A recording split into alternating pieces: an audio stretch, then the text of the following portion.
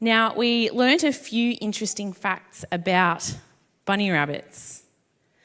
Would you like to hear some interesting facts about some other animals? Yes? All right. What about lions? Who likes lions? Yeah, I like lions. How big do you think a lion gets? Pretty big? A male lion weighs up to 190 kilos. That's about 3 really big guys, I think. 2 or 3 really big guys, depending how big. Okay. Lions can survive in very hot climates, and did you know they will even drink the juice from plants if it's too hot and they can't find water? Lions also have eyes that see especially well at night. So that's when they do most of their hunting. They actually don't do a whole lot of hunting during the day. What about elephants? Who likes elephants? Yes? All right. Who wants to hear some interesting things about elephants? How big do you think an elephant might get? Very big. I hear very big. So an African elephant, because they're the biggest elephants, they stand 3 meters tall. And I'm not even 2 meters, so if you can imagine, very tall. And they weigh around 6,000 kilos. 6,000 kilos. That's like 10 of me. That's pretty big. They live around about as long as people, about 70 years. And do you know, in their trunks, they have around 150,000 muscles in their trunks.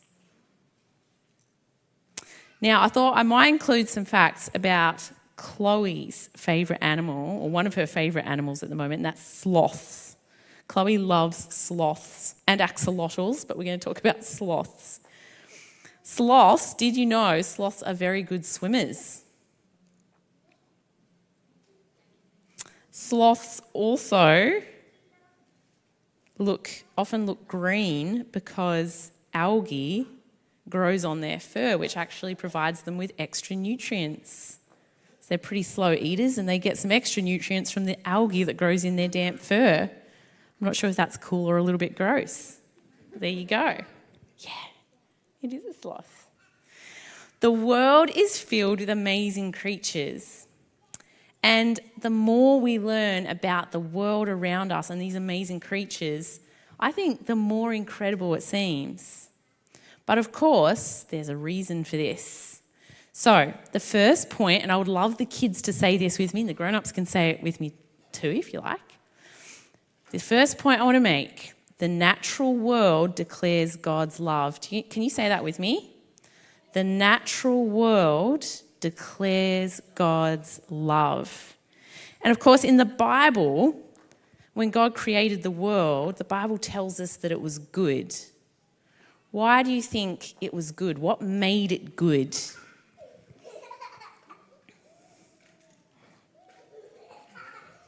What made the world good when God made it? I heard it was perfect. What other ideas? He said so. Oh, I like that.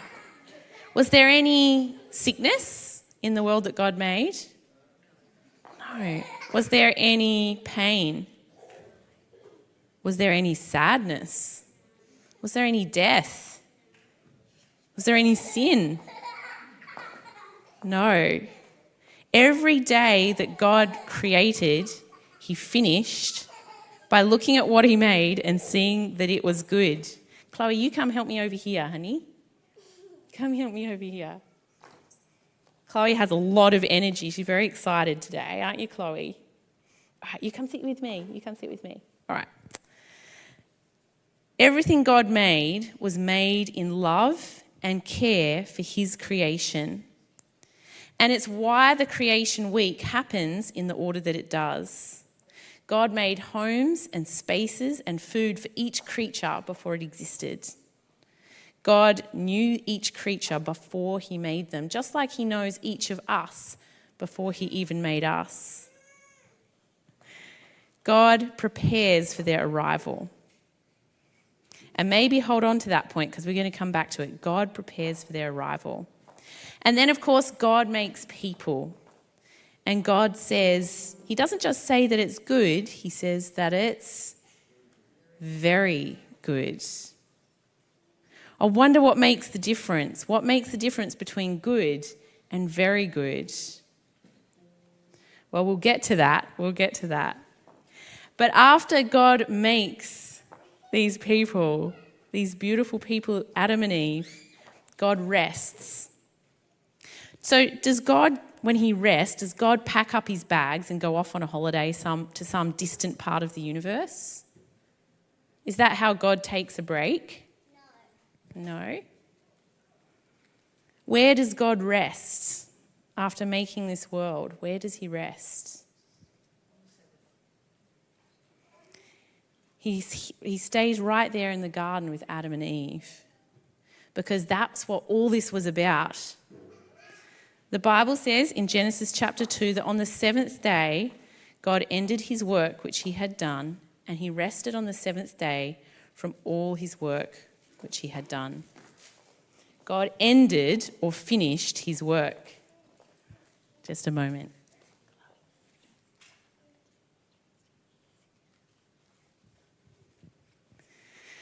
All right, God ended or finished his work. But the Hebrew word for ended, kala, means something more than just finishing. It means something more than just completing something. The Hebrew word really means to prepare for something and carries the idea of preparing to meet somebody. It carries a sense of anticipation, even excitement. As one author puts it, it's like the sense that you might have if you've taken a trip somewhere to meet someone really special. And when the trip ends or it's just about to end and you're about to arrive, how do you feel when you're about to meet that person you've been looking forward to meeting? That is what that word conveys, kala. When God ended his work, he completed it, but he prepared. He prepared to meet the ones he was longing to spend time with. This was the grand finale of creation. God spent an entire day just being with us, being with human beings and enjoying our company. And just like every other part of creation, from the tiniest bugs to the tallest elephants and everything in between, the Sabbath shows us God's love. So when we stop on a beautiful Sabbath day like today and look at the world that God made, we can see a world that God created for us. When we can see his care, his thoughtfulness for all his creatures, we can see his eye for beauty, for wonder, and we can see his heart longing for connection with us. We stop and we see the love, his love, in everything he made. And if we allow it, this propels our heart towards his heart, and we too can share in that excitement to meet with God in this space of time. But of course, as we look at creation, we also have to remember that creation is not what it was. Can you say that with me? Creation is not what it was. If we look around, the world isn't really how God made it, is it? Because remember, God made a world without sin or sickness or suffering or sadness. And if we look at the world around us, we can see all of those things. Now, we have two beautiful cats at home, and I think I have some photos of them up here. This is them when they were kittens. This is Charlie and Bailey, and they are the most beautiful cats. I sometimes say we hit the kitty cat jackpot because they are just the most loving, most gentle cats. And I've got some other photos. You can see they put up with quite a bit. And the next photo, last Christmas, that was Phoebe pushing them around in the doll pram. So these cats put up with a lot, and they have never bitten, never scratched. They're just the most gentle, most loving animals you could imagine. Now, these are indoor cats, but every now and then they'll escape through the back door or get out a window or something, And we have these beautiful lizards in the garden. And if they get out, they make very quick work of hunting down a lizard before you can get hold of them. And now Samantha loves the lizards in our garden and she cares for them. She knows where each one lives. And it's pretty heartbreaking when a cat gets one of Samantha's lizards. This world is just not what it was meant to be. And you see that in the natural world. Creation was broken by sin. What we see now doesn't perfectly reflect what God had planned for us. We still see his love in the natural world, but it's a little bit like looking through a foggy window. We see God's love, but we don't see it perfectly. But of course, there's hope. And one of my favourite verses in the Bible, and this is why we have, we're going to call this a lion, okay? It's probably a tiger, but we're just going to call it a lion. The lion and the lamb laying down together. It's Isaiah 65:25. The wolf and the lamb shall feed together. The lion shall eat straw like the ox, and dust shall be the serpent's food. They shall not hurt nor destroy in all my holy mountain, says the Lord. You see, God will not leave the world in this state. He's going to make everything right again. And this is the third point. God will restore creation. Do you want to say that with me? God will restore creation. Now, I actually have, and Chloe, you can help me with this. I have something to illustrate for our kids what we mean by creation and restoration.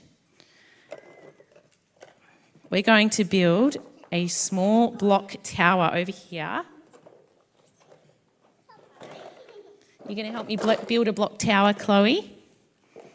Let's build it so everyone can see it at the front, over here. Now, what you're witnessing right now is the creation of an architectural masterpiece. Maybe not, maybe not.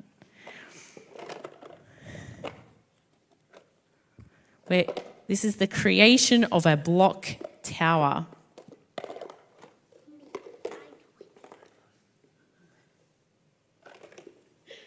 But if someone comes along and destroys this block tower, which happens a bit in our house, doesn't it, Chloe? And then we're going to restore the block tower. But you know what? God does something really cool when he restores. Because instead of making it what it was, we'll let Chloe continue that illustration.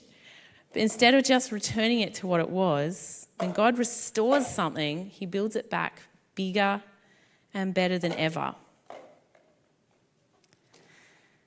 God plans to restore this world to what it was meant to be, but more than that, he's going to restore beyond what it ever was. And there's only one way that restoration of this world is ever possible: when Jesus died for us. Jesus put an end to the power of sin. He put an end to death. He won the great war between good and evil. He conquered. He claimed the victory. And because of what Jesus did for us, God will one day restore everything that has been broken. And not only will he fix it and make it like the Garden of Eden, but he will actually physically live with us here on earth for all eternity. That connection with God, our love and our friendship with Jesus will be stronger than ever. Because not only is he our creator now, he is also our redeemer, who has literally gone through death and out the other side to save us. Now, here's an interesting thought for the adults. We spoke a little bit about Sabbath and the connection of Sabbath and creation. There are two reasons. Did you know there are two reasons in the Bible for keeping Sabbath? The first reason, given in the Ten Commandments in Exodus 20, says this: remember the Sabbath day to keep it holy. 6 days you shall labour and do all your work, but the seventh day is the Sabbath of the Lord your God. In it you shall do no work, you nor your son nor your daughter, nor your male servant nor your female servant, nor your cattle, nor the stranger who is within your gates. For, this is the reason, in 6 days the Lord made the heavens and the earth, the sea and all that is in them, and rested on the seventh day. Therefore, the Lord blessed the Sabbath day and hallowed it. So we keep the Sabbath. The reason here for keeping the Sabbath is it reminds us that God is creator. And it's a way of, I guess, sharing that with those around us. We worship the creator God. But the Ten Commandments appear again in the Bible, and they appear in Deuteronomy when Moses is there reminding the Israelites just before they enter the promised land of all that's happened to them through the wilderness and all that God's taught them. And curiously, when you read the Ten Commandments in Deuteronomy, they're almost identical word for word, but the reason for keeping Sabbath in Deuteronomy is different. So Deuteronomy chapter 5, the reason at the end of the seventh commandment is this: "And remember that you were a slave in the land of Egypt, and the Lord your God brought you out from there by a mighty hand and by an outstretched arm. Therefore the Lord your God commanded you to keep the Sabbath day." So that'd be interesting. Totally different reason for keeping the Sabbath. This time, instead of mentioning creation, the reason for Sabbath worship is that God delivered or redeemed them from slavery.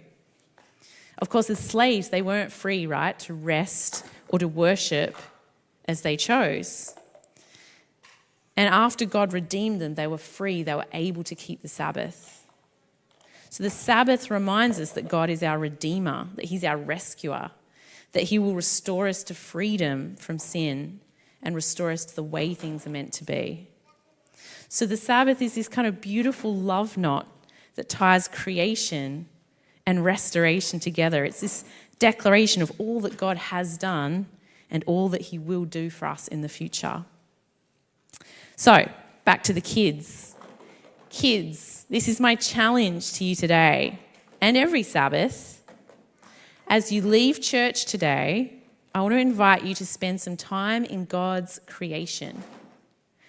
And I want you to look for the ways that God is showing you his love through creation today.